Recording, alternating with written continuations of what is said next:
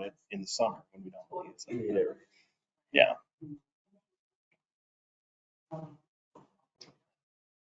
Okay, well, I'm going to call the meeting to order. This is the regular city work session for Minnetrista, and it is January 22nd. And just real quick, I'll do introductions here. I'm Lisa Whalen, I'm the mayor, and we have council president Claudia Lacey and Brian Govern, and Peter Vickery is on his way. He should be here shortly. And then staff present is Gary Peters with Public Works Superintendent, and then Ali Paulhus is our Assistant Administrator, and we have Jasper Crickle, City Administrator, Brian Grimm, two Brians, you guys, you know. Good name. Brian Grimm, and Governor Grimm. BG. And you know how I am with names. Is our Finance Director, David Abel is Community Development Director, and then Joe Savvy is good enough? Savvy's great. Okay, is sitting in for Sarah Sansella this evening. He is our attorney, and then Paul Falls is our chief of police. And Aaron Mulmer is also here tonight. Public safety is too long, so chief of police, okay. With that, we have a number of items on our agenda. Parks and Planning Commission interviews, water treatment plant update, sewer assessment forgiveness request, and then the cannabis ordinance discussion. So we're going to get started with our interviews. We have two lovely ladies with us here this evening that have applied, and we're going to start with you. I believe Carissa, and you are Lindsay. You're Lindsay Jameson. All right, so we're going to start with Carissa. Yeah. If you just come forward and want to introduce yourself, if there's anything else you would like to add, give us your quick background, that kind of thing. All right, so I'm Carissa Garing. I'm new to Minnetrista. We just moved into the community in May of 2024. By trade, I'm a Chief Financial Administrative Officer. EA Sween Company. I've been in CFO roles for about 10 years now, and before that did a variety of other finance and accounting things. My ownership at the company is over our VP of IT reports into me, so technology, the finance and accounting team. I have the legal team, which we outsource, as well as risk management, all of our insurance coverage. And then I also had human resources reporting to me for 4 years. So just kind of a jack of all trades from that perspective. I also co-founded a nonprofit 20 years ago, which makes me feel dated, but it was a 501c3 called Vega Productions, with Vega. I retired from that for about 5 years ago. We hired an executive director and stepped away, but it was really a labor of love from a philanthropic perspective. So the question in regards to government, have not worked in government, but worked with some mayor's offices as far as St. Paul, Minneapolis, related to our nonprofit. So many years ago. And my interest, I put down parks, my interest, definitely love parks and nature. So it's a stress reliever and calming thing for me. My husband, he is a cyclist, so he loves the trails. Our family loves spending time outside, and actually a draw to Minnetrista. When we moved here, we're surrounded by parks, as Claudia. And, you know, looking at that as part of the draw, and just kind of the heart, you know, of Minnetrista being more rural. I think that is a passion that I have to continue to grow and develop that. And the other side, as far as skill sets, so within my areas of expertise, definitely looking at investments and things from long term. So responsible for return on investments within our company, on the executive team, constantly problem solving day to day, and looking at where we want to go in the future and up to our vision as an organization. I think I bring those and pair it with sincere care and engagement and things. All right, thank you. There's really, you answered pretty much all of the questions. Council, do you have any additional questions? We usually say, why are you applying? You can answer that.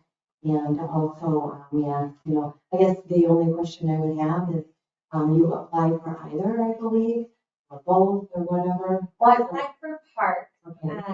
I would be open. I know you said that you have more need on the other side.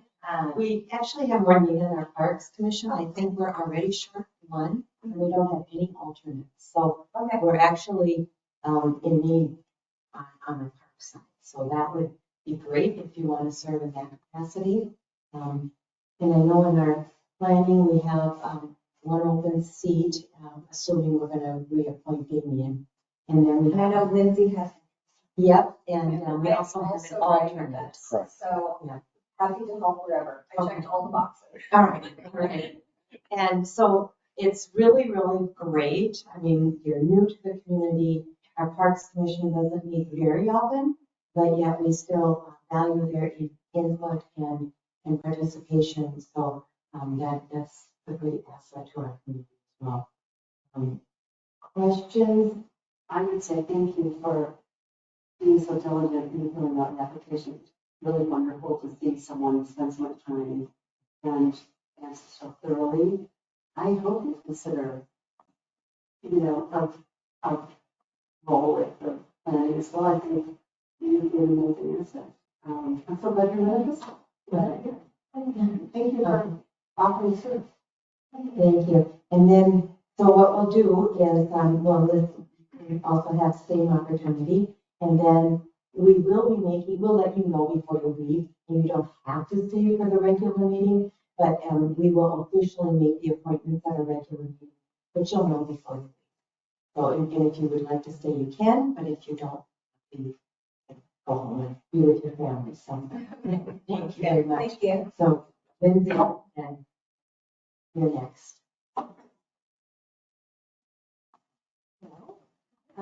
Lindsay Jameson, and I moved to Minnetrista in, I think it was April of 2020, so it was a tumultuous time. We were running for election. I remember the yard signs. It's really helpful moving to a place when there's signs around and you can see who your neighbors are, and you get kind of excited because it's a smaller community. I'm originally from Denver, and I've traveled extensively. I've had the luxury of living overseas. I lived in England for a while in a 17th century barn conversion, working on a military base. I met my husband in Denver, and we moved to California, and he commuted to San Francisco every day. And so we had the kind of big city life and had kids and moved to the other side of the bay. So we've kind of experienced several different things. And at that time, he was given the opportunity to work remotely. And so we're like, let's go somewhere. And so we, looked everywhere. I did all the research you could possibly do. I read all of the journals, all of the real estate websites. I read all of the things that were open on all of the ballots. And we went to Amsterdam, we tried that out, we went to Austin, Texas. And what we ended up learning is that Minnesota was amazing. And my mom and my grandmother are both from here. My great grandmother immigrated from Norway to Western Minnesota, and I have visited here many times. And it's the only place that's ever really felt like home. So I packed everyone up right before COVID, and we traveled cross country and came and moved in and have been renovating our house. I'm very familiar with the building department. So, and then at the same time, I was working at a tech company, working remotely.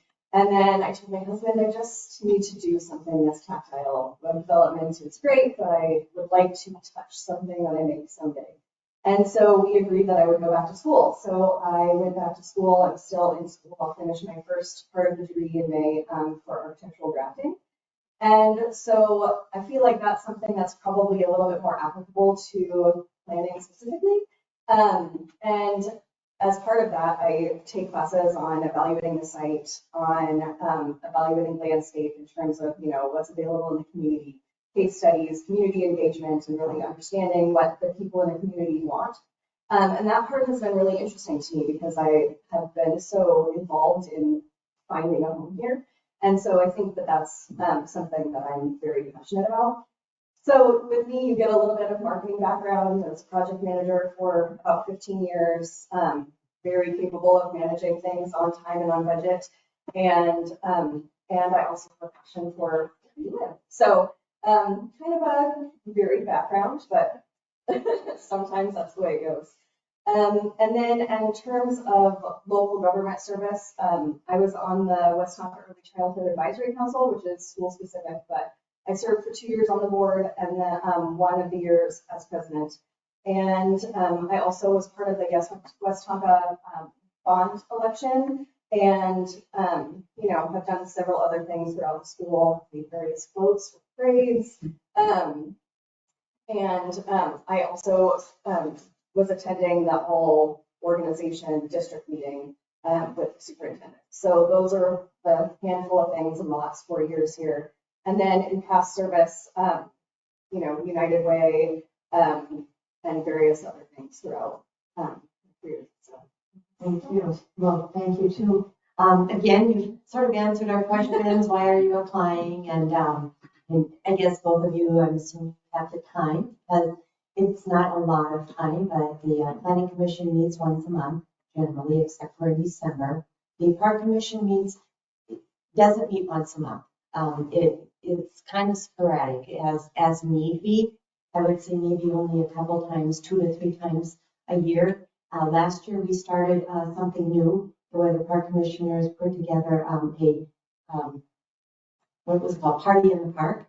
And so they participated, coordinating that, and then also participated in that event as well. And we asked our planning and parks commissioners to also join us for our special events if you have time. We have the holiday tree lighting, of course, which is a lot of fun. So you're invited to that. And then we also have a State of the City address too. And again, if you can attend, we recognize you at those events as well. So those are some of the things that we do and that we hope that you can participate in as well. Question? Hearing none then. So here's what we have. We have Jeff Reiser has applied for reappointment to the Parks Commission. And it's been our past practice to reappoint them. It's always nice that you have people that want to continue because they have that experience and background. But we still have an open Park Commission seat besides Jeff. So I would highly recommend that we appoint Carissa, Ms. Gary, to that. And then we have Damian Young reapplied for his position on the Planning Commission, and he's currently the chair, so I think it would behoove us to reappoint him. Heather Charles decided not to reapply, and so there's an open commission seat. So I would highly recommend that we appoint Lindsay Jameson to that. And then I think do we have another open seat on the planning, or is it an Alternate. Okay, so we have an alternate seat on the planning and parks, but it's more important to get the alternate seats on planning filled, because if some of our commissioners can't make it, as you know, being on the planning commission. So I would ask, would you be interested in an alternate seat? It's not every time, and if you can't make it, you can't make it. But it's just, our alternates are twofold. One, they can officially fill in and have a voice at the commission when we don't have a full commission. And then the other thing is kind of like a planning commissioner in waiting, in training, so to speak. So that might be something you might, if you're interested in that. Yeah, that sounds good, especially being less commitment on the park side. Okay, and it is a little less commitment on the planning commission side as well, but still gets you involved and gets you to know a few other people as well. So, are we kind of in agreement with that? Yes, I think both of you, very impressive resumes, and would be great to have. Qualified. Okay, good.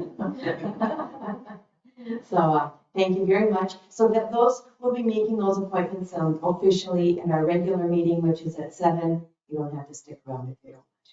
And then, Happy to hold the alternate position on parks too. if you- well, you really can't do both. You can't, okay. Oh, I see. Well, I see. Okay, you're on planning. If you want to, do we need an alternate? Right, or it depends upon the third, what you do with the third applicant that applied that isn't here this Oh, evening. Ashley. Ashley, Maybe because she was specific to parks. the parks, maybe we just put her on parks. So then if Jamie wanted to be an alternate to Yep. parks, Yep. because that would then fill our parks. Correct. Yeah, I think that would be a good idea, Yep. if we're okay with that. Because I know parks sometimes we're short. Correct. So if you would like to be an alternate to parks, again, if you don't meet very often. Yeah. Okay, Yeah. so staff knows what we want, and they'll notify you on, I think our next, question, would Jamie be here for the swearing in? Would she be sworn in on Monday? Correct. Okay, Yes. Yep. so this coming Monday on the 27th, we have a planning commission meeting. If both of you would like to be there, because you're an alternate, we'll swear both of you in, and then you would be seated as a commissioner.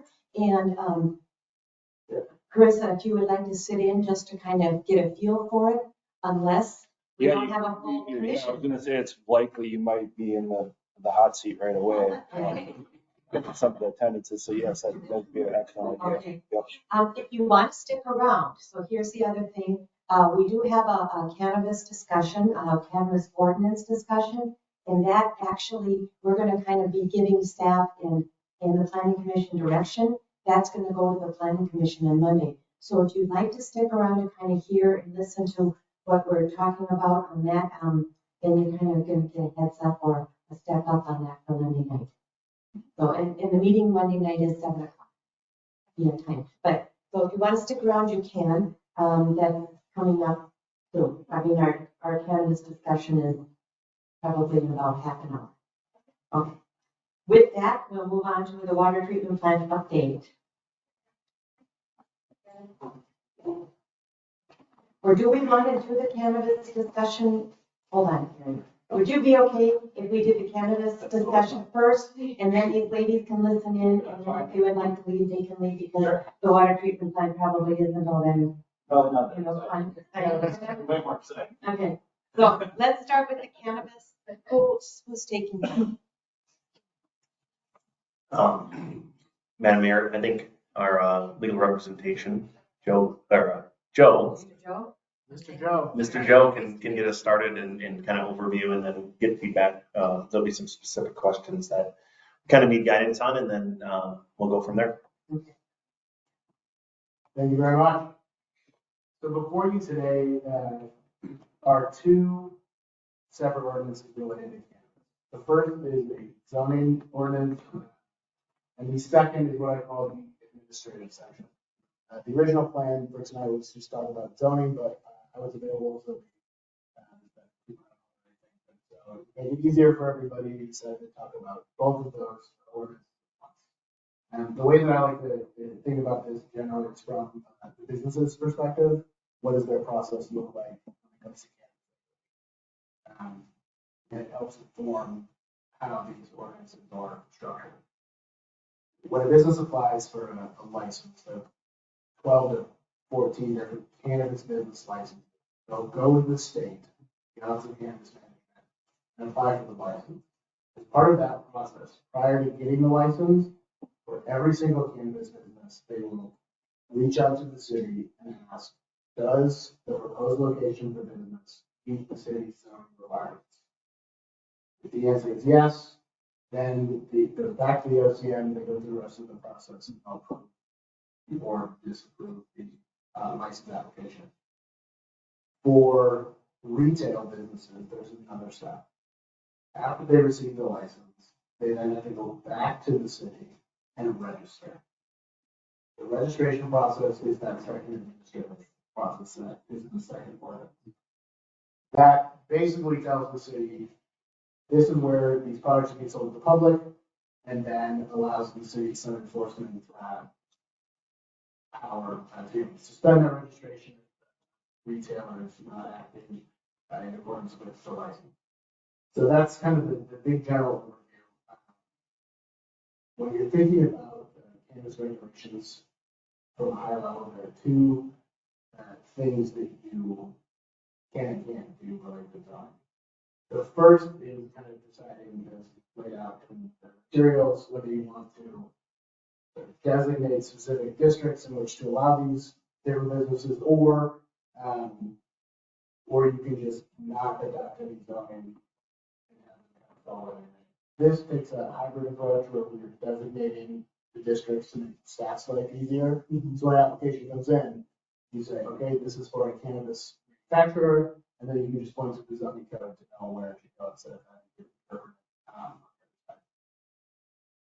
For each of these business types, the major limitation for cities is that you can't turn up all your dials to 11 and prohibit any of these types of businesses. So the opposite side of that, I was using Minnetonka Beach as an example. Minnetonka Beach only has a residential district.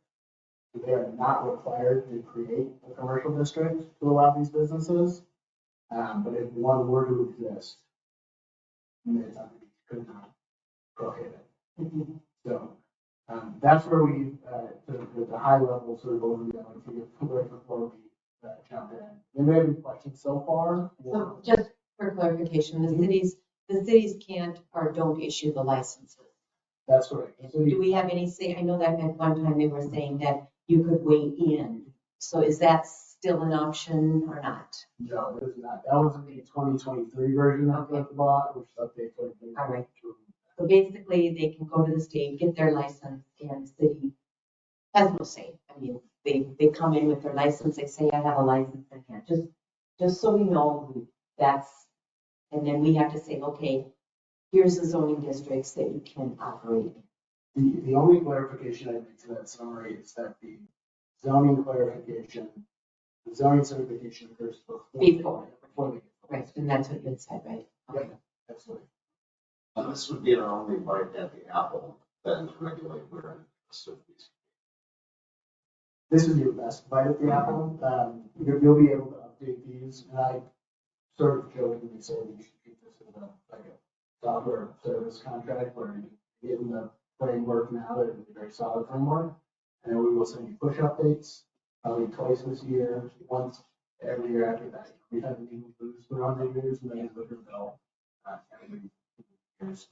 So we'll have cannabis bill updates that will require updates here as well.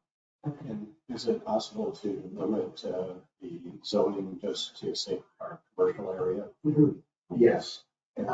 for all types of cannabis business? Yes. You can limit any of these business types to a particular district. And what about the growing businesses allowed? I had a question on that too. So cannabis cultivation can occur both indoors and outdoors. And the way that this is drafted would allow for both indoor and outdoor cultivation in the industrial district. This is one of those gray areas where the city could say and call out cultivation is only allowed when completely enclosed in a structure. We don't know if that will be allowed. Somebody's going to get challenged. Somebody's going to do that and be challenged on it. What difference does it make? Do we care if they grow it inside or out? I do. Why? If it's grown outside, they probably grow less. I think seriously, you know. No. Since me. I don't know, I'm just saying. There's still, giving preference to convicted felons to get these licenses first, is that correct? Like a preference. No, yeah.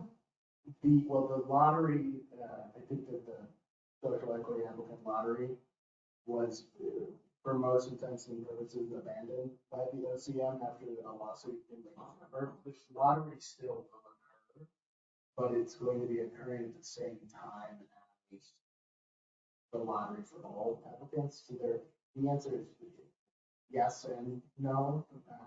It's really clear when I read it, and it said the number one goal is a convicted felon. So it really looked important. Kind of shocking. to have a weed business.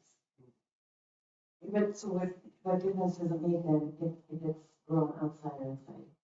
I just rather not have it at all, but at least Well, no one has to look at it. You can't, I think it's more secure. can you say you can only grow it inside? If the council would like to include that as a regulation, we can. That's the gray area where the license language in the statute says, when you get the license, you can do. However, because the zoning certification occurs prior to getting the license, if it is located in a district or a zone that only would allow indoor cultivation, then they only can do indoor cultivation because of the zoning restrictions.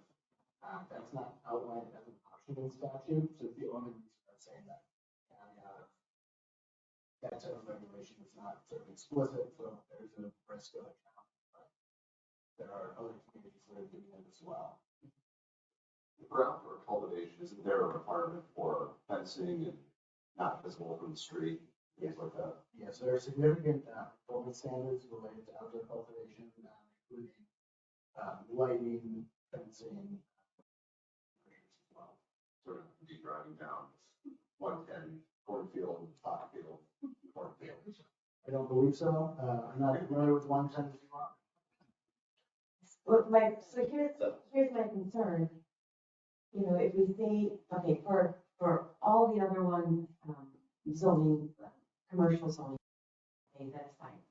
But my concern is if somebody comes in and wants to do cultivation in our commercial, on a commercial zoned property, those are generally around 10 to 15 acres and next to some of our residential properties. So my question is, just consider, do we want to allow cultivation in our commercial area only? Or do we want to allow it in our ag district on 50 acres or more? That would also limit it, that's just throwing it out.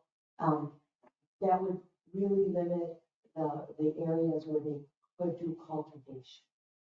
Do you know what I'm saying? I don't want to make it easy for them to do anything. I understand, but what I'm saying is if we say you can do cultivation in our commercial district only, okay? The commercial district is on Highway 7, basically, okay? So, and most of the properties on Highway 7, and David, you can weigh in, that are commercially zoned are somewhere between 15 and 20 acres or so, and they're right on Highway 7. So if you don't want it visible, you don't want it there. So what I'm saying is, as an alternative, what if we say that cultivation, only cultivation can occur on an ag zone property, but it has to be more than 50 acres.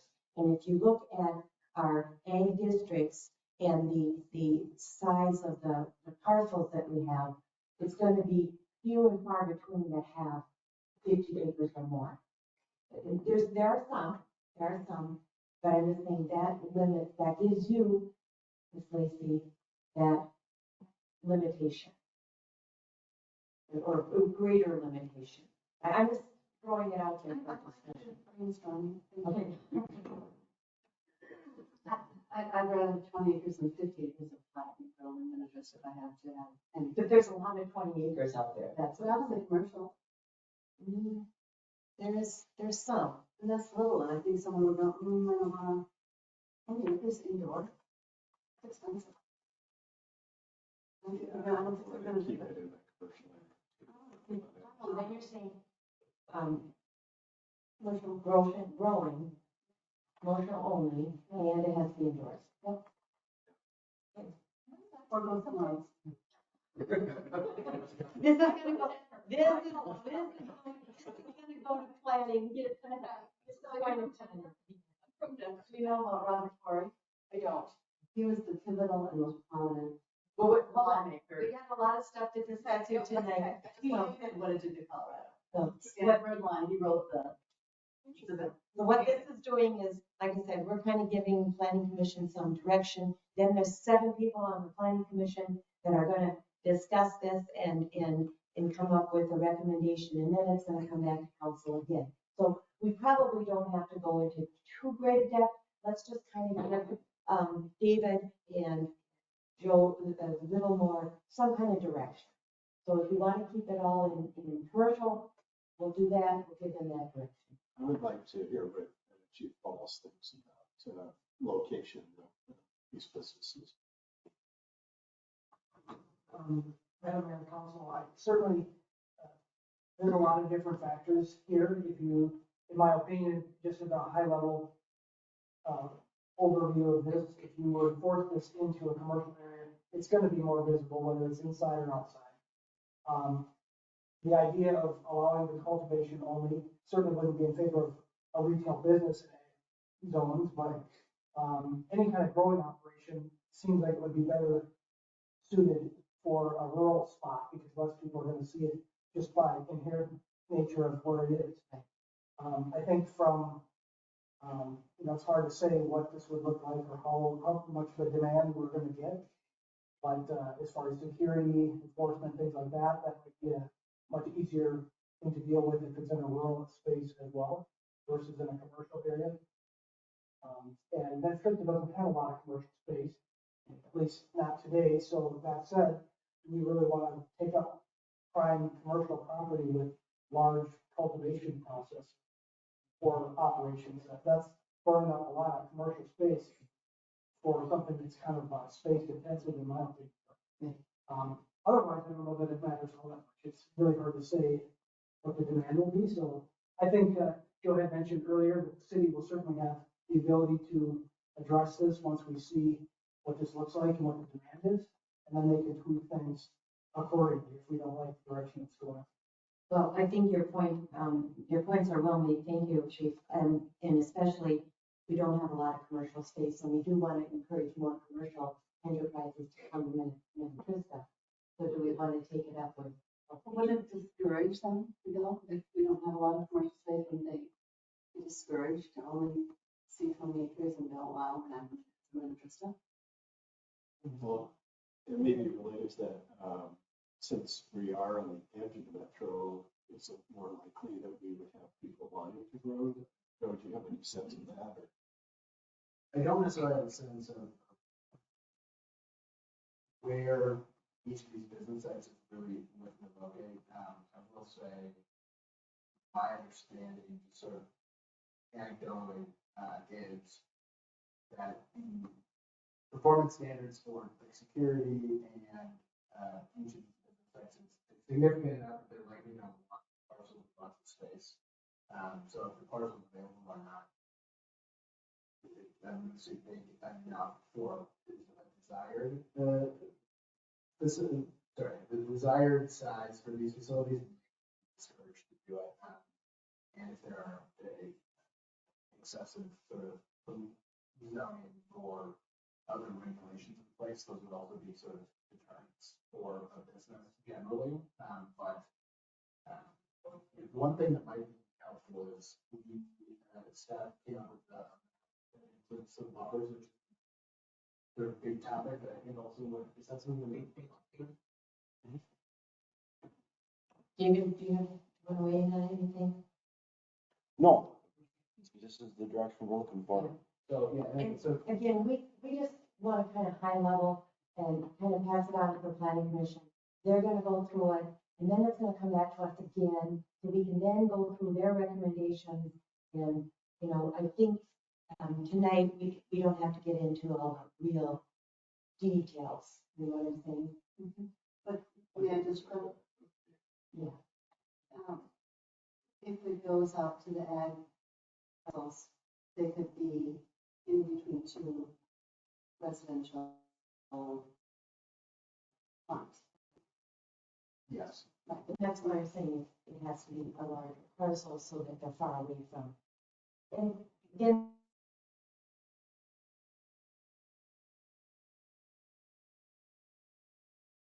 the other question is, do they need IUPs or can we make it a requirement that, like a cultivation business? So that would be another thing. So currently in the ordinance that you have drafted, in front of you, businesses were taken out based on generally what's in that district now. And so it is all within the I district. So everything strapped to the I district, except for Laurel Residential retailers, cannabis retailers, and then the cannabis events, so we can talk about separately. But it was, the current draft is everything in the I district except those retailers, which would be permitted in C2 only. So, and then this is the buffer map. So under statute, the city can establish buffer 1,000 feet from the school, 500 feet from residential treatment facilities, daycares, and not the most confusing, but the most cumbersome, an attraction within a park that is. So I thought it was. No, parks. Well, that, yes, including, and so this section includes the athletic field. So there's definitely a buffer. This map is the buffer from the border of every park, which if challenged, I think could be a problem. Because the statute sort of specifically limits to these features that are frequently by line, so that my guess and understanding is that so cities wouldn't take the borders of large marshland and then have the buffer map. So this map can just give some context. The industrial the area in the current draft would be allowed for all the cannabis for the 2 retail options, which then would be limited to these properties here. And again, considering buffers or not, I'm not confident that if these buffers were made from actual park features within the park, that they would touch any or many of these commercial properties, particularly the one to the south the most. I'm not confident that would be included. And then so the question just is on buffers is, given the minimal potential impacts of these buffers, is it still the council's desire to see buffers from everything to the maximum amount, just from park features, because the schools aren't near any commercial or industrial properties? Just in general, it adds an administrative step to keep these buffers updated based on some of them. So the question is that something you'd like to see in the ordinance draft and forward, or not? So these are the buffers by state statute they're the maximum that you can have. That's correct. So that's what we would want. So we'll go forward with that. I would just say map is confusing. So it might be easier if for the planning commissioners especially, where the businesses could be versus this, because this is confusing for me. Is it based on the lot, industrial lot, or where the store actually is? So for example, that kind of tall skinny one, that leftmost red, you can see that the buffer just covers the far western corner. I put a store in the 100 feet along 7 there. That be that lot be off limits. You, as the council, are able to decide how the measurement is made from the cannabis business and technically from the school, daycare, resident treatment facility. The problem is the park feature language is more limiting than those others. So they should essentially have cities create a mini parcel on this map that is the park feature that then you can buy. It's administratively easier. But to answer your question, if there was a park feature in the park that is buffered from, that was, and you decided to have the measurement be to the property line, and those overlap, then the whole parcel could be taken out, but you don't have to. And that is one of the things that maybe could change based on what I call legislative changes, rulemaking changes, or litigation changes. Litigation inspired changes. Well, let's from the planning commission and come back, and then we'll take a look still think we should consider, yeah, we'll see it again. So it has to go to the planning commission because it has to be a public hearing. Will it be a public hearing at that point, or will the planning commission just be kind of reviewing it and working through the details? How will that work? It is we have publicized for a public hearing, so Okay. there will be a public hearing with open comments at Okay. the meeting next week. Okay. And if any council member wishes to attend, just let staff know. I will be at the planning commission meeting as the liaison. So with that, okay, any other direction you need? Not on the items that are going to planning, but if you wanted to talk about some of the other items of the administrative side, that now or at a future meeting. How much time do we have? We have two other things we have to talk about tonight. Let's, how long will that take? It can take as little as 5 to 10 minutes or as long as you want it to take. 5 to 10 minutes now, and then if we need it longer, we'll have to have you back. How's that? That sounds great. Okay. Just so very briefly, if you look at the ordinance itself, I just want to point out a couple of things and maybe tell me if this is not the direction you're looking at. Statute allows limiting the number of retailers to that registration process. You can limit the number of registrations issued by the city to 1 per 12,500 individuals. So the draft ordinance limits the number of retail registrations that would be issued to 1. However, there's also the opportunity, if there are already one registration for 12,500 residents in the county, issued by any city or the county, the county, you can say no to that one retail registration. But it's sort of a who gets the applications first. The current draft of this ordinance allows the city to say no to any retailers if that threshold has already been met. I can't see people coming all the way up to Minnetrista on this. I can see Mound. I'm just not sure that they're gonna drive all the way down Highway 7 or, to, yeah, anyhow. Okay.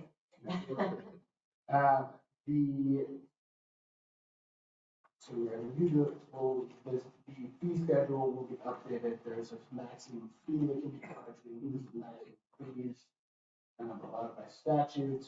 The real kind of question that I have left is about that there's the ability to limit the hours of operation for cannabis retail. From the statute, the default is from 8 a.m. to 2 a.m. the next day, Monday through Saturday, except for Sunday, which can't open till. The statute allows the city, if you want, to toggle back both of those things to be between 10 a.m. and 9 p.m. on any day. So if that's something the city would like to see the ordinance, we can have. Probably. Sounds great. Yeah, absolutely. I mean, that's right, yeah, right. And then the other. The other thing is, Yeah. we want to also make this kind of police friendly, if you will. I'm sure that Paul would much prefer 10 or 9 p.m., whatever it is, versus 2 a.m. Yes. That makes total sense to me. And actually, that was the only thing I'll bring up. Is there's something called the temporary cannabis event, which is somewhere between a trade show and someone describes a trade show in Woodstock, but it's not really what it's going to be. It'll be cannabis retailers. Once they get these licenses to come together for a 4-day period with a state license to sell cannabis to whoever is there. That also includes the city can establish regulation. You can't prohibit these temporary cannabis events. You can't prohibit it? You can't prohibit. Really? No. Well, as the statute's written, because it's a cannabis business, Okay. but we can limit it to particular zoning districts, and you can, under the statute, these events could include on-site consumption of cannabis unless the city says, no, we don't want on-site consumption. Oh, God, that's interesting. I can just see that. Yes. So this is not included in the final version of the ordinance here because we have more time to deal with this because it's not going to happen until people get their licenses, which won't be for a while. So the question just is, is that limiting where these events can take place within the city, something you're interested in? And then also, is it that you want to follow a specific individual process to approve these permits? Or rely on some other? So process? they have to come to the city for a permit? Yes, that they have to, there has to be, if there is a city permit process, they have to come to the city. Okay, and then but we're limited on what we can permit or not permit. You are able to, yes, and you can't prohibit the entire event, but the thing you could prohibit is on-site consumption Okay, of cannabis products. but how are you gonna, yeah, okay, all right. I'm just thinking, all right, okay, well, again, take that to the planning commission, probably, Sounds great. all right, thank you very much. Absolutely. Next, we are, can I put you, can I do one more thing before That's you fine. come? I'm gonna, number 4, because I see the Mayer family here, the sewer assessment forgiveness request. So, can we do that? I'm hoping that'll be 10 minutes or so. For that. So they came, as you remember, they came to persons to be heard. They had like a $20,000 assessment for sewer. They're not in the MUSA, and they don't have sewer to their property. They couldn't even hook up to sewer even if they wanted to. This was an assessment back in the early, mid 70s, and they didn't pay it, and so it's just kind of been accumulating. So I'm not sure why, or maybe the Maters could help us out here. So back in the mid 70s, what happened is they were trying to, the cities all around the lake were trying to sewer all of the properties, especially around the lake, and in close proximity to the lake. It had to do with water quality, if I'm not mistaken.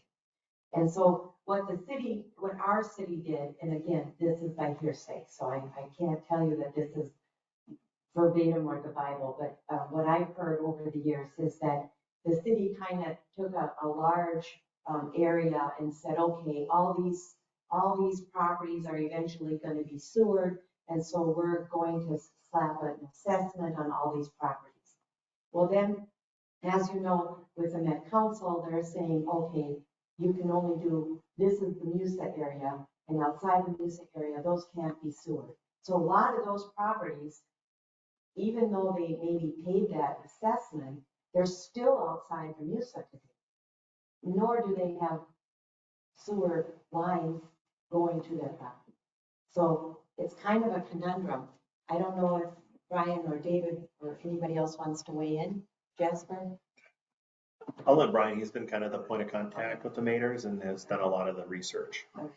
And I think you got it pretty well in a nutshell, Mayor. I mean, from what I've heard, this was back in the early 70s, and that's the assessment might have been a $500, $1,000 assessment. I heard 500 per parcel or something. Yeah, but and then obviously this was I think I noted in the memo, this was deferred by city staff and the council back in the time. There was one assessment in 1975 and then another one in 1980 that was sent to the county. I don't know if it was just additional interest or what it was, but that's what's showing when you go to Hennepin County and look up on the parcel is those two amounts. So obviously council would have to be the ones to give direction to, let us know to the county to do something different with those assessments.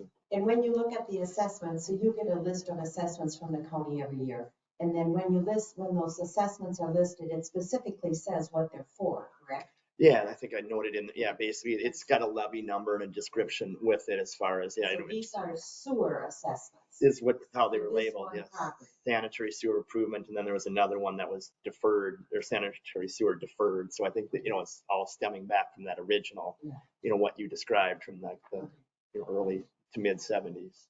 And are you all familiar as to where this property is located? So it's not in the MUSA, it's outside the MUSA. It might come in someday, but it kind of adds a layer of confusion, because even when they come into the MUSA, then what do you do? Because if they come in and the property is developed, they have to pay area charges, they have to pay the SAC charges, they have to pay connection fees, then what do you do if they pay the $20,000 now? Is that used against, it kind of gets all muddied up in my opinion.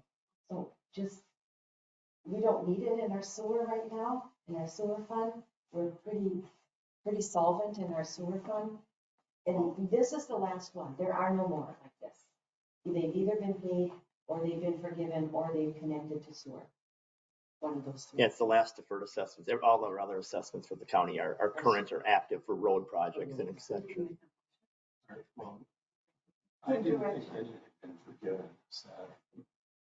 I don't recall any in my time here being forgiven. I think most of them were paid way back when, 50 years ago, but this is just the one case that I'm aware of that's still out there as far as that stems Seems to from. me if everybody else paid the $500, should have paid that at least. The $500. Yeah, I mean, if everybody in that area paid it, other decided to defer it, it seems like that's not fair to the other people. I would go with that, not the 20,000. I'm fine with the 500. I'm sure Mayor family would be happy with the 500. My only question is, and maybe Joe, you could weigh in on this. Again, 500, I'm sure that's fine. But if you assess a property, there has to be a benefit. And since there is no sewer line even close to this property, and they couldn't connect even if they wanted to, is there a benefit? That's a great question. I am not familiar with this situation, so I would like to, if there was that determination made back when this was imposed, it would have to have been. So if you direct us to look into this, we can give you a more solid answer. Well, yeah, this is like 50 years ago, so. If I may, I would say if the group here doesn't think there's a benefit, then you're helping their argument to say there's not a benefit, and then it should be probably zero. But there might be a benefit to potentially having access at some point in time, whatever that means. So it's up to this group if you think there's benefit. It's up to them to think if there isn't benefit and to fight it. But I would say either 0 or 500, but definitely. I think there's no benefit, and I think 0. I can agree with that. Okay. Figure out number. Yeah. Sorry, Peter. So I guess I would wonder if in order for us to send something to the county and stuff, I wonder if we'd want to bring this back on consent, like with a resolution to say the council has, basically, however you want to say it, zeroed out, I guess, or, whatever the proper terminology is. And that should take off the deferred assessments, and then I would be able to send that down, and hopefully they should be able to do that. I mean, obviously based on the council's direction and resolution or whatever. So. That would be good. So what will happen is it'll just come back in a form of a resolution to our next meeting, which is February 3rd, and it'll just be on consent. And then we'll just approve that. We're basically approving it now, if you will. So I don't know if that makes a difference for your closing, but if it does, okay. So that's how we'll handle this. Staff will write up a resolution. I'm assuming you'll get in touch with the meters and let them know what that is, and it'll just be on our consent. So, all right. Thank you. Yeah, thank you. All right. So hopefully we won't have any more of these, because that was just a nightmare. I remember that from years ago. Okay. All right. Now, Aaron, we're going to talk about the water treatment plant update. All right, Madam Mayor and members of council, appreciate you giving me the opportunity to speak again about the water plant project. I'm Aaron Palmer of the A2S. I've met most of you. There we go. All right, so I guess what I'd like to come and speak to you about tonight is just updates on the project, and kind of give you a current status update on where we're at in design and some updates in cost and that. So with that, okay. So our team started design last year with the goal of designing a 2,100 gallon per minute water plant. We've done some preliminary analysis as part of the water system study, but really we kicked off design last year to get into the detail of engineering. of the project. So this was our initial proposed layout for the facility. You see there on the west side, the two green circles are the two wells that are being drilled. And then the facility located just to the east of the new wells. The long north to south rectangle there with the dotted line around it, that would be a very clear well that's attached to the water treatment. And then through some discussions with city staff, we looked at different access pathways into the site. Ultimately, we determined that connecting to Lotus was the best option for the site, limit the impact on the neighborhood to the north. And we did look at connecting to Highway 7, but just some of the logistical challenges with MnDOT, we decided to go a different direction. So we're actively working with Three Rivers Park District to gain access through an easement to the northeast and connect to Lotus. So that I think is in the best interest of the project. So this is the original layout. As we got into things and did a more detailed cost estimate, cost came in higher than we thought it. So we went back and we reevaluated the layout, felt like we'd be more efficient with the space, pack things a little bit more. So kind of at that 30% design milestone, our team paused, sat down with Gary and city staff and revised the layout to tighten it up a little bit more to do the best we could to limit the cost. So this is the revised layout that we plan to move forward with the 60% design. And our team is actively working on that right now. But the costs are still higher than what we'd like. So I'll go through some of the detailed discussion of the facility and then we'll talk about costs. So this is the. Show us the new footprint then. Yeah. I know you have. There, okay. So this is the new footprint. So the revised layout on the same site, we've rotated it 90 degrees. The clear well, the dotted line there is the clear well to the south. The wells are still in the same location on the west. Driveway access is all the same, but it's a slightly smaller footprint. Again, trying to be a little bit more compact and save on cost. So this is the updated layout. Still produces the same amount of water, same storage volume. So this is the 2-day layout. Our process and facility design team is working on this design in a 3D model. So this is just a snippet of the facility from the 3D model. It's very boring on the outside at the moment because we really haven't done a lot from an architecture standpoint. It's been very focused on Cost. Cost and function.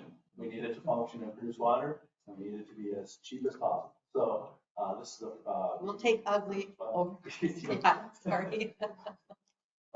So this is just rotating a little bit further to the east, or sorry, to the west. This is from the back side, so this would be from Highway 7, looking north. You can see that the lighter portion, that's a very clear one, so that's not. That's the very one, yeah. So to take the roof off, this gives you a little bit of a picture of the inside of the facility. That's first the main level. Yeah, so this is the main level. The blue box portion is the main filtration portion of the facility. And there's a basement to that where we have tanks that reclaim water after a backwash process is completed and then reuse that water and then send any of the particulate iron manganese particulate to the sewer. So that's below that. I don't have a picture of that. So the blue portion is the filtration portion, and the yellow is where we store chemicals to do the treatment process. The orange is the electrical and mechanical rooms, and then we've got a small green portion up front where we have a lab, a skater room for the operators, and then again the storage themselves. So it's a fairly simple facility. It will function and do everything it needs to do to treat water at 2,100 gallons a minute. We did. As part of our design, our goal was to be able to actually pump out of the facility at a little bit more than 2,100 gallons a minute. So it would be 2,800 gallons a minute. And really the goal there was to try to limit the need for a future storage system. So if during a high peak demand scenario, in the middle of the day, people are watering lawns, we can push a little bit more water into your system to keep your towers more full. And that ultimately delays the need for additional elevated storage in the near term. So if you remember, when we did the master plan and the study, we looked at storage needs into the future. We felt like you're kind of right on the edge of storage needs right now, ultimately getting into a deficit very soon. And our original concept had a 300,000 gallon clear well in our concept plan. That would buy you a little bit of time, but ultimately we were still recommending an elevated tower in 2030, which is not that far away. As we've refined this design, the concept that I just showed you included a 750,000 gallon clear well. And that additional pumping would allow us to push an additional elevated tower out to at least 2040. So we felt like that So was. the clear well you're saying is 750,000 gallons? Okay, and so, and that'll push the tower out to 2040? 750,000 would actually probably give us more time, but there's also limits on how much you can pump out. So Okay. we've started with 750. Our team's looking at, can we reduce that a little bit for cost? Right. Ultimately, we'll probably end up around 600,000 for next space. Okay. But that's why I do the. So if you did 500,000, how much can you pump out then? You can still pump out the 2,800 gallons a minute. At 500,000 gallons, you just pump it a little bit lower to keep it in. Mhm. Ultimately, the perfect number is probably closer to 600,000. So I just showed our two increments that we've been working with in our design, but I think we'll end up closer to that 600,000. That allows us to push your current proposed tower out to at least 2040. And this is all projections. You know, if you grow faster, that number will come up sooner. But we felt like that was at least worth investigating because we can delay substantial costs beyond the water plant, and it may be worth making that investment now. Based on our experience in other cities, a 1 million gallon water tower is ranging anywhere from $6 to $8 million right now. So you're talking 1 million gallon. 1 million gallon elevated storage. Because see, we only, that's combined, we don't even have that in the southern Right. system. Yeah, so you could do something slightly smaller than that. We recently finished a water tower in Robbinsdale that was 750,000 gallons. I think that was 6.7. So, and that was 3 years, two years ago. So, by 2040, it will be substantially more, probably than $8 million. But again, delaying some of those costs, we felt like if we can put a little bit more effort into the plant, it might buy time, at least to fund that type of project. So, Well, maybe we'd have some of our other bonds paid off by then, so that's the other thing. so that was our logic, but we don't have to. Now I'll go through some of those scenarios here soon. So, like I mentioned, the costs were coming in high in our estimate. This reflects the revised layout. Concrete's expensive, so a lot of the treatment equipment we're looking at is expensive. We're constantly shocked by the costs as we get estimates from suppliers. But ultimately, with the design we have that I just showed you, we're expecting probably between 23 and 24 million would be the bid estimate, with some other costs for engineering administration, through geotechnical work on site. So ultimately, between 26 and 27 million dollars would be a reasonable estimate at this time for that facility. That doesn't include, I think I made a couple updates, it's a little old, but it doesn't include the cost for drilling the wells. That was the 1.8 million. I think we already awarded those. Yeah, that's already awarded. And So and those are mostly 2.2, updating. I thought. How much are they? 1.8 or something. 1.8? 1.62 plus engineering. Yeah, so the wells were 1.7 plus some engineering costs of 1.8 on average or rounded. And then also to add the, and then what, 750 for the pipe? It's 400,000. Yeah, the Woodland Cove water main was about 400,000 change plus, and so I have to say half a million for that project.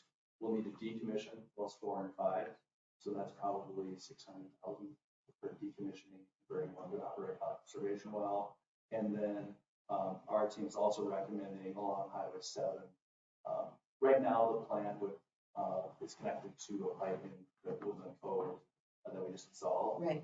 We were recommending some looping along Highway 7 to push water down to Key Point, just to help us in your system operation. That wouldn't have to happen right away, but that's probably $1.6 million.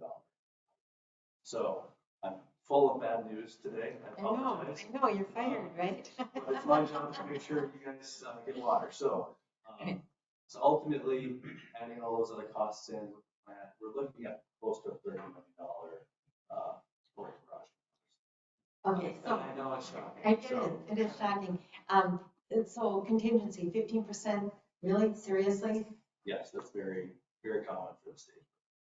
Okay, for this stage. So generally, by the time you're done, is it 5%? Is it, what are we looking at? So we have 50% right now. At our 60% deliverable, we'll drop that down to 10. At our 90% deliverable, that'll be 5, and that's where we'll stay. Because we always want to carry a little bit for construction phase. My recommendation is I know oftentimes people look at contingency as maybe we won't have to spend that money. I would recommend it's money we just don't know how you're. Well, we're not going to spend 15%, but I know we'll probably end up with 5%. It will be a cost of the project. We just aren't sure where. Yeah. So concrete costs, equipment, we're still refining the design. So it really, the number is 23.6. I know. So, ouch.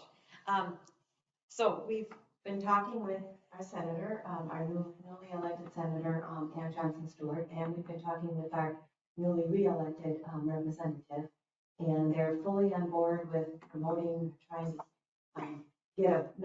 getting a bonding bill, which we don't even know will happen. Number two, they're fully on board with trying to promote us getting some of that bond money should that happen. So, but we don't know. So, but this is the amount in addition to the other, the well amount that we were just talking about. And this is in addition to the bond and money that we've already borrowed and spent on previous. So what do we do about $12-14 million so far? Yeah, I think our annual debt payment, about that in projects, but yeah, we pay already out of the water fund about 1.1 million a year in debt. Right, and so now adding this, I mean, so just like, oh my God. So we have to get some bonding money. I mean, that's my opinion. We just have to get it. So my question is, can we find out how, if they don't do a bonding bill this year, and we waited, we went through this whole process and we got all the design and everything, and even if we go out for bid, is there something, I mean, what if we don't get bonding money, then what? Because this is just astronomical. We have about 2,400 water accounts. That's about what we have. And this will shoot us up to be nearly the top water rates in the region. What can we do? Prices will never go down. So delaying definitely won't reduce the project cost. I don't know what inflation will look like. It has started to flatten a little bit. It's not nearly what it was after COVID. Right. But it's likely that the project will continue to go up at 4 to 6% a year. So in the size of a project, that's substantial dollars. I don't know what your bonding rate is, but it's probably close to that as far as interest. Well, then the other question is, how much can we bond for? That's the other question. I mean, is there a cap?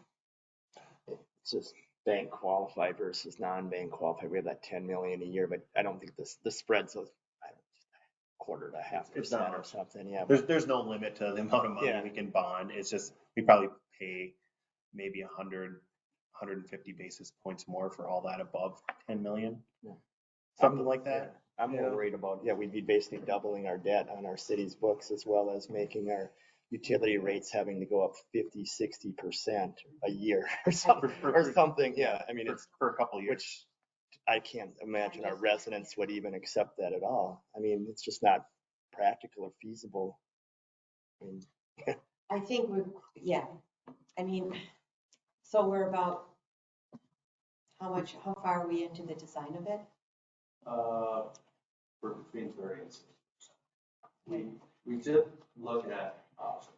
So I hate to come in to say this, is that, you know, our team is thinking about what could we do to reduce the cost of the facility. I really broke it down to 3 options.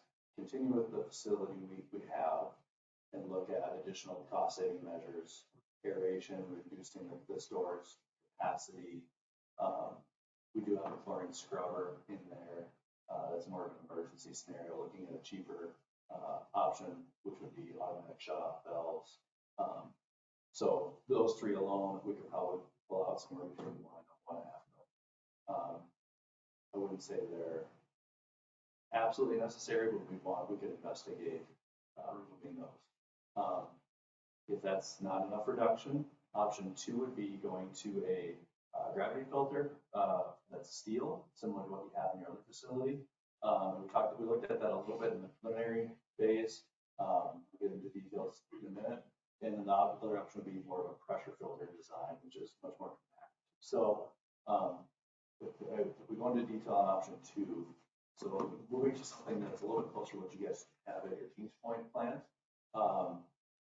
it would allow us to, we would essentially remove the entire clear well and pumping capabilities, which would then not give us the ability to delay your future storage. But it probably would save $2.5 million to remove that clear well. It would also remove a substantial portion of the upper level of that facility because those are steel filters that can have their own ladders and catwalks. That probably removes another $300,000 plus a bunch of other kind of miscellaneous things through the facility. So I would estimate $3 to $5 million is probably what we could bring the cost down, like moving to a steel filter with no clear well. But we would need to do the additional storage in the near future when we see that need.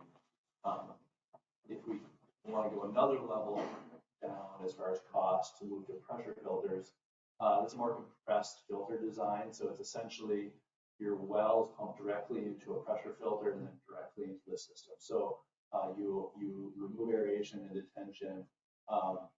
And so eliminating that's probably $500,000. The more compressed filter design is probably $1 million. Again, we remove the clear well and high service pumps completely.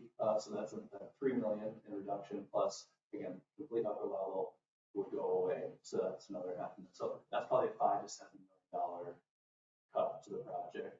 I would probably, because of the compact filter design, it's different than the system you have currently. I would probably want to pilot the water that is going to be coming from the new wells to make sure we can accomplish the treatment we want to accomplish in that compact filter design. The design we have right now, I'm confident in that because it has the additional aeration and detention, which gives us time to do some things with chemicals if we need to.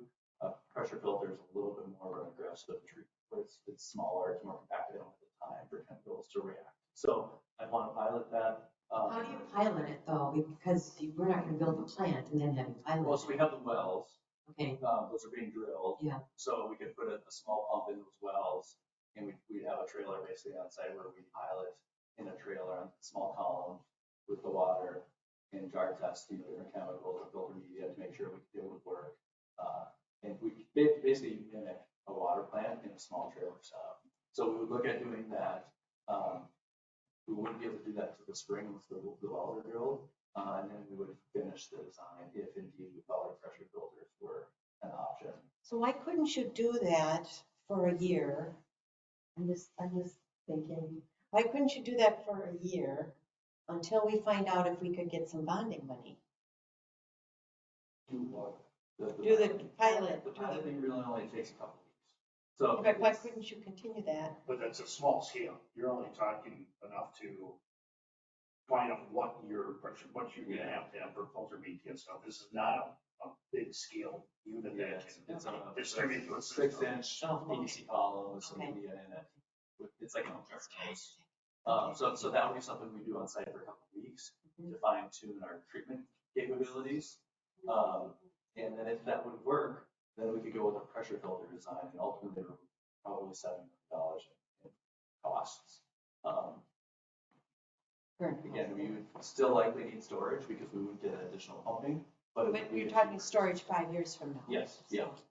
Again, Which, and we're gonna, whether it's 5 years from now or 10 years from now, I mean, we start. So, my personal opinion, I don't see as much benefit in the steel gravity filter scenario because I don't think it cuts enough cost to really justify the change, and you would still have the near-term storage needs. I think a pressure filter does cut substantial costs. You would still have the storage needs, but it's a more, if you're really looking at cost cutting now, that's the better way to go than kind of the option 2. I'd go to option 3. 1 or 3 is kind of. I will note, like, if I may, option 3, if it doesn't work, then we go back to option 1, and that might delay the project by 9 months, and then we're still doing this, but now the cost went up 5%. I don't know, something like that. So just know if option 3 is kind of swirling around in your head, that there's a risk, there's a lot of unknowns.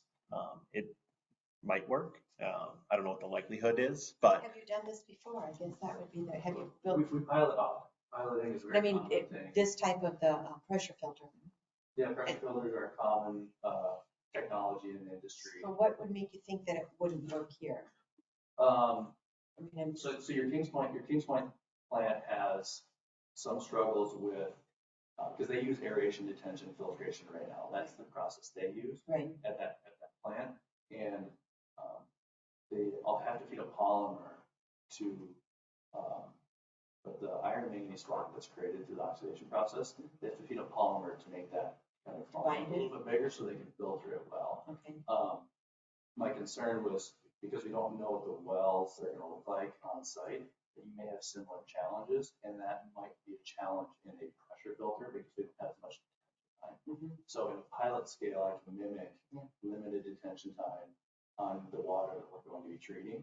Our original design, I was confident because we had the aeration detention, similar to what you have at Kings Point. We have time to make those things happen. Except, so there's a couple of things. So that treatment plant, the Kings Point treatment plant, that is in the Tunnel City. That is in the TWC, what do you say? Tunnel City, Guanajuato. Thank you. And aquifer, but these are in the Mount Simon and the Jordan, I believe. So they're different aquifers. So we don't even know, I mean, they might be different water quality.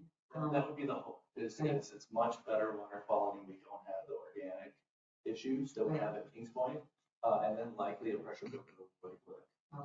And even if we did have organic issues, we may be able to make it work. Again, I want to test it before we invest millions of dollars into the treatment technology. So if we decided to do option number 3, if you guys have questions, just jump in. How much would that cost?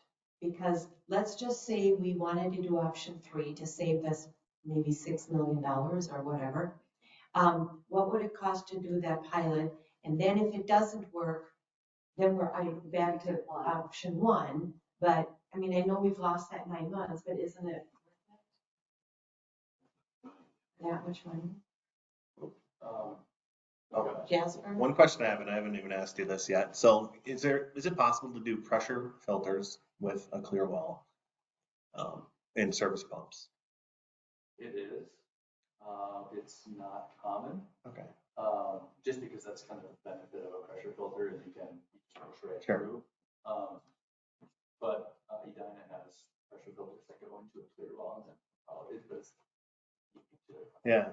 But then we're not saving the money. Well, so see if you can follow my train of thought. Okay. So the getting rid of the clear well and the service pump saves about $3 million. Or more. Well, I think that's about 3 million. And the tower in 5 years is 6 to 8 million.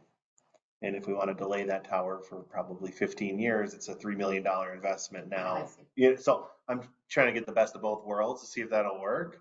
Because I think that we're going to be talking about storage in a couple of years if we don't address it today.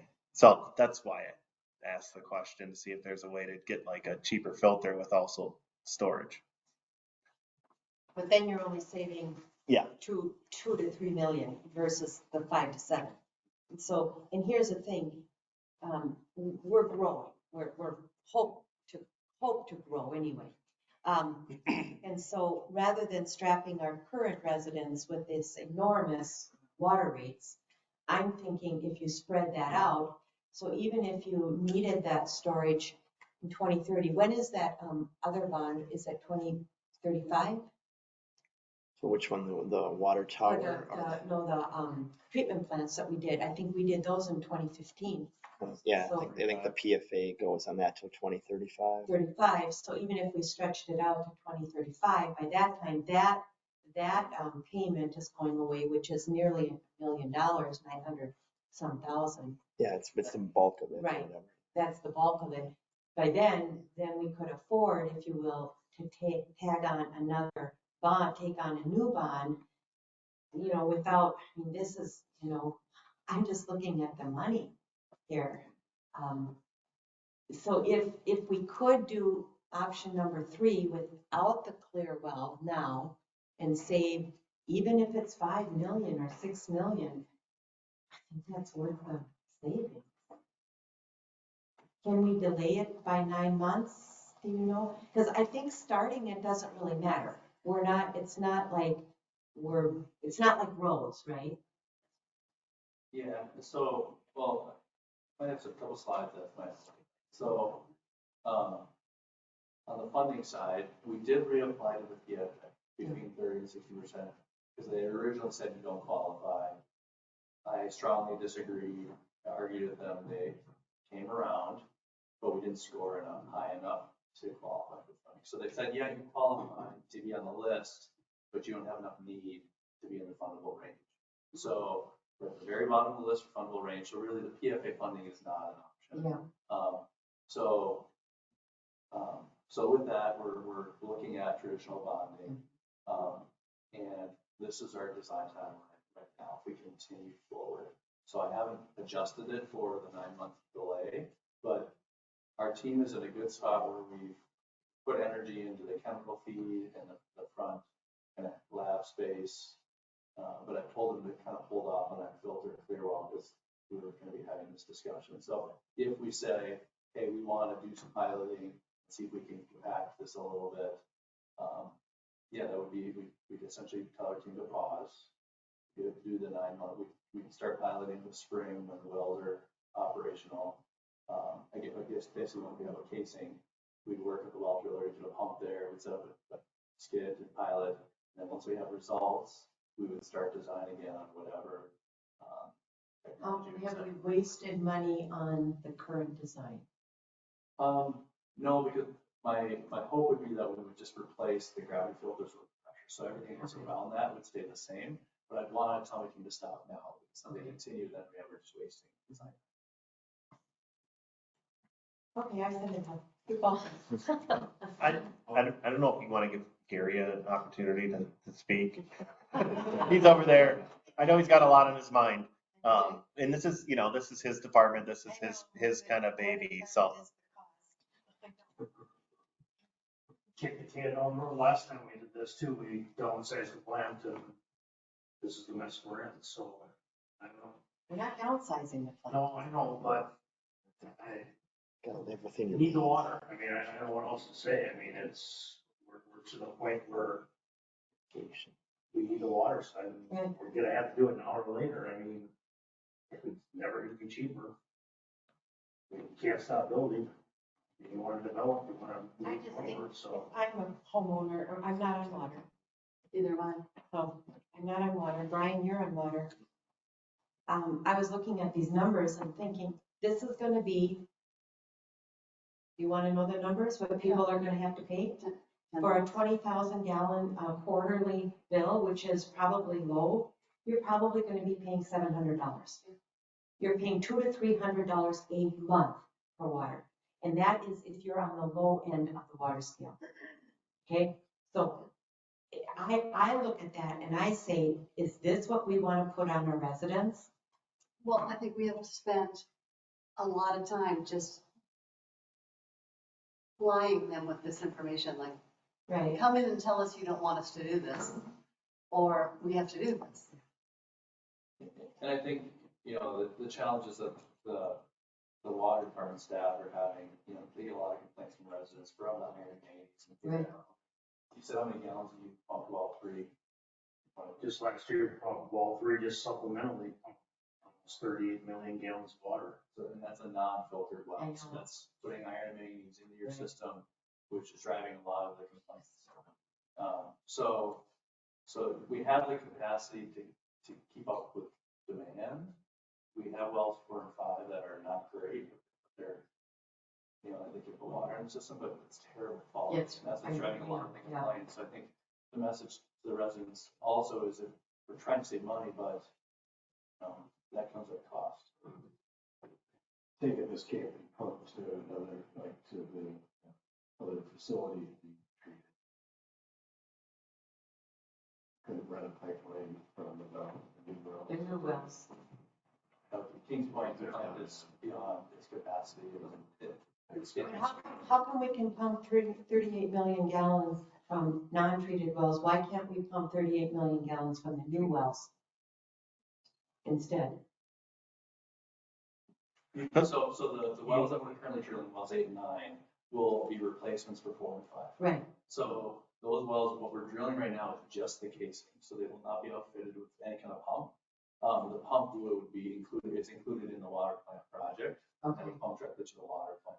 If we wanted to just use those wells unfiltered, you have to build a well house and have chemical treatment there. Still like a point source treatment. Okay, Yeah, that's what I still wanted. need chloride, Yeah. so, Mhm. so you'd be investing $1 million or $2 million in a well house to then use those wells for the time being. Right, okay. Florida, the water, If you do by state standards. can you get it out of your water? Well, it's natural in your, so you're saying. Okay, council, this is, I'm sorry. this I'm is always a- bearer bad news, Yeah, I'm sorry. yeah. But I don't want Don't us to shoot go me. all in spinning and then you guys be surprised, right? We need to have these discussions now, so. I'm glad you're the mayor, Lisa. Yeah. This is a council decision, not just my decision. Well, it's almost like we don't have choice. We don't have choice. Well, we have option 1, 2, or 3. Is 2 that much different than 1, and Gary hates 3, so Gary knows more about this than we do, am I right? Well, Gary, do you really hate 3, or is it just because we don't have that currently? Well, we don't currently have it. I mean, it would work. Would be my first choice, no. I don't think it'd be. But if it is to save money, then if that's what we're gonna go down, then that's what we would do. If I may, I think probably I can maybe summarize for Gary. I think the higher priority is to get it done sooner than later. I think that's probably a higher priority than the type of treatment and the clear well. And if we're going to delay, it's more of, there's a need right now. We're pumping a lot of untreated water into the system. Unfiltered water. It's treated, point source treated. But, as we grow and as people, last year, we used 37 million gallons. It was a pretty wet summer. If we have another dry summer, it's going to be even more. So I don't know. I think that's more of a higher priority to get this done sooner than, the clear well storage, if that's what we're talking about, And let people conserve their water. we hope. Yeah. But it's kind of a catch-22. We need people to use water to pay for this stuff too. So if they conserve too much, then we have to raise rates to capture a finite amount of revenue. So it's this balance that we try to. If people conserved water, we wouldn't need to spend 20 million. It's basically, if everyone in the city was responsible, we wouldn't need to spend 20 million. But you're never going to get people to self-police themselves is probably the problem.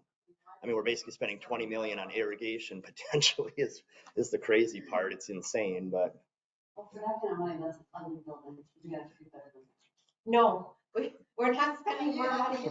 I don't care if it's a public building, we'll put trees around it. There's one in Mountain Wilshire and Bradford that's absolutely beautiful. It is not. It is. It is. It's got these beautiful strips of wood on it. I'm taking a picture and sending it. I'm sure you can do that. We have some beautiful. Nobody's gonna see it, Claudia. No one's gonna see it? We just built one, we're building one in Woodbury that looks like a modern farm. So we can make it look nice, but to your point, that's. I'd not rather, what- I'd rather put trees around it and, you know, versus, spending money on the, yeah, this is just getting way out of hand in terms of cost, so. I apologize, this is old news, but has the city done anything to invest in anything incenting water savings? I know some of the other cities have like subsidized ratio sprinkler controllers for houses because that's the water usage. We going down any of those roads. We have, so that's a Met Council program. It's a 2-year cycle. We missed the cycle last time. We will, I think it opens back up in 2026. So they know that we want to be part of it.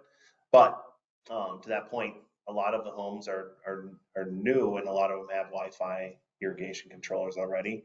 I think the intent, the way I understand it, is to replace some of the older irrigation controllers that maybe don't have some of the new technology sensors and tied into Wi-Fi, so it knows when it rains a little bit better than the rain sensors that generally don't work over after the first year. So we have looked in it. We will likely have that program, or we're going to enroll in it, but not until 2026. And then the other thing is our tiers. Yeah. We've been ratcheting up the tiers, or ratcheting the tiers down and ratcheting up the amount. So it hopefully will incentivize people to use less.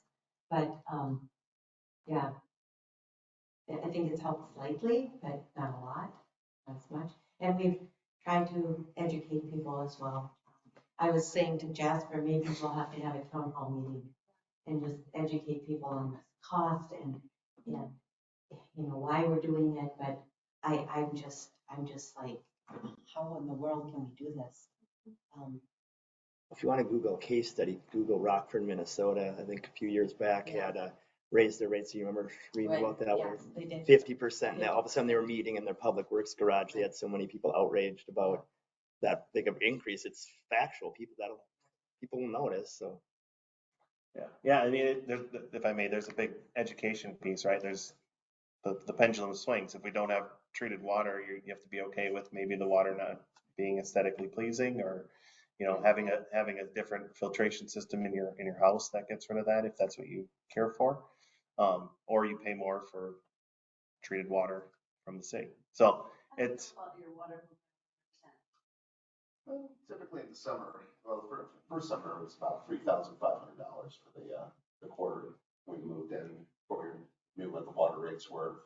I installed a ratio myself last year, and then kind of water usage down by about 60%, which helped, but it's still pushing a G. Yes, I know. Okay, so you need direction right now tonight? No, I understand that this is a big decision. So, our team is focused on deadlines, right? So they want to keep moving, but if we feel like we need to pause to give, you all the time to think about it and make some decisions, I'm fine telling my team, let's pause and work on something else for a little bit. But Here's what I'm gonna recommend. Kathleen is absent tonight. She had a sick child, so obviously family comes first. I totally get that. She is also on water.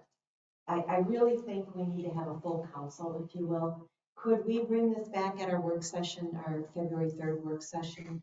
And then you can fill Kathleen in the meantime, and then we can come back and maybe as a council, think about it, digest it, ask questions, whatever, one more time before we make that final decision. So if you could pause until the 3rd, would that sound realistic?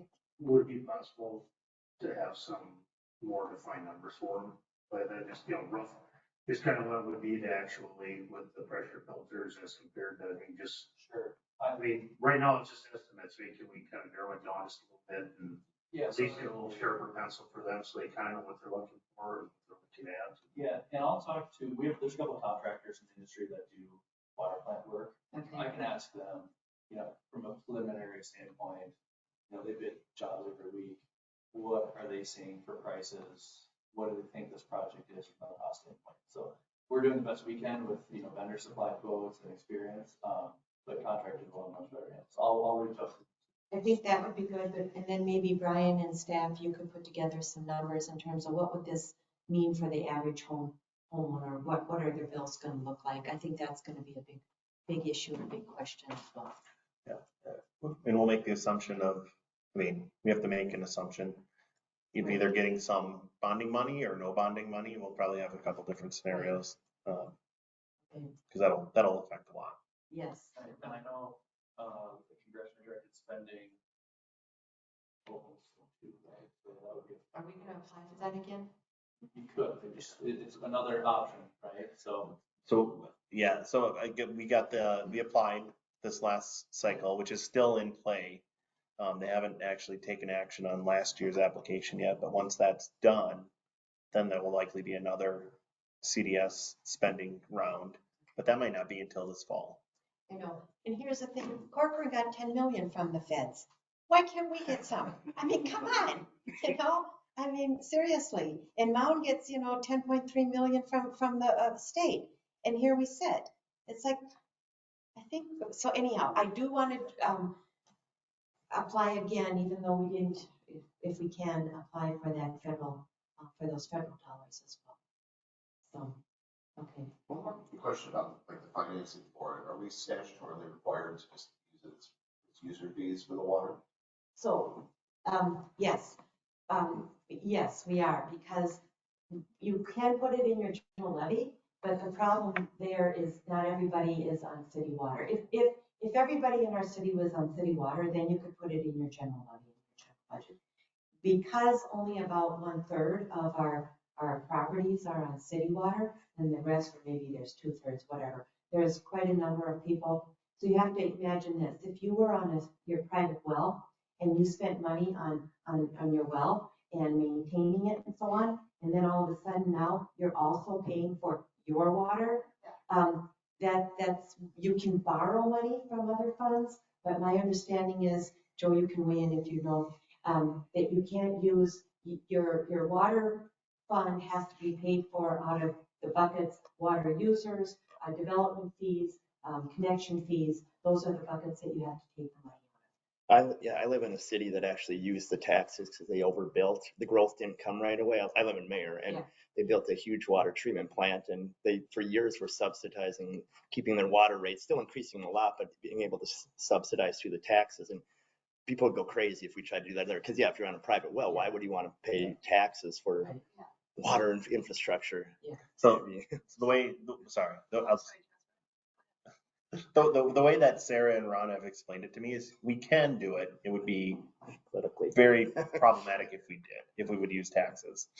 So it'd be a council decision, but it would be highly recommended against. Well, the opposite scenario is I have a well, and we just spent $8,000 one year drilling our well down deeper. We just spent $8,000 for a water. Right. So is there a way we can say to the 2,500 people that are on city water, you have to kick in $5,000? Well, that's the other thing I talked to Jasper about. I said, well, is there a possibility where you could levy an assessment against properties? Haven't had over 10 years. But over 20 years or whatever. But again, maybe they can bring that back at our next work session, because it gets problematic, because then the current people that are on water are actually paying for the future people, if you will.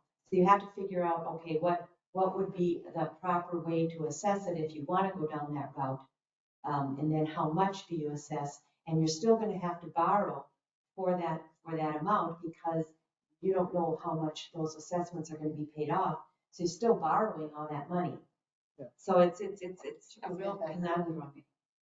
I mean, if we have to maintain our wells, and it costs money, then maybe they should share some of the burden. I don't know how that looks, but we can talk about that. I've done a lot of research with this. Minnetonka Beaches recently, they're building a plant right now. What they did, not advocating for this, but this is just another thing. They do a $335 a quarter water treatment charge. So, and that's what's paying, because I think they have less than 1,000 accounts, and they're building a $10.5 million plant. So that's another way. There's all kinds of different ways to do it. I think it's important to make sure that whatever the funding mechanism is, it's transparent to the residents and the users.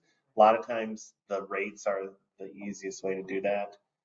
And then, if you're a conservative user, you don't pay as much as somebody that is using a lot and maybe not conserving. So you kind of, if you're going to use it, you got to pay for it mentality. So there's a whole bunch of different ways that we can fund this if we're looking at it. But yeah. Yeah, because I was kind of just thinking out loud, it's, with only 2,400 water accounts, that's not a lot of people to divide $30-ish million over. Right. So just trying to think if there's other ways to spread it out, the payment some that's still equitable. And we've talked about our fees, our area charges and our connection fees, and we've tried to ratchet those up a bit. We may have to ratchet those up even more. So we'll take a look at that. What I'm gonna do is, we're gonna bring this back February 3rd and we'll try and put less on the work session. So if we need to be here for an hour or more just for water discussion, we'll do that. Is that possible? It is, and keep in mind, we also have our strategic planning session coming up shortly after that too, and if we need to talk about it on the 5th, we can do that as well. All right, so with that, thank you for the bad news. We won't shoot you yet. One of these days, will come to news. All right. So with that, that concludes our work session. Is our motion to adjourn? So And thank you. Is there a second? Second. Thank you. So that was Peter Vickery and Brian Govern, seconded that. All those in favor, signify with aye. Aye. All those opposed, motion passes 4-0, and we will be back at 7 o'clock. So now you know how fun it is. No, but you guys don't have to talk about water treatment stuff.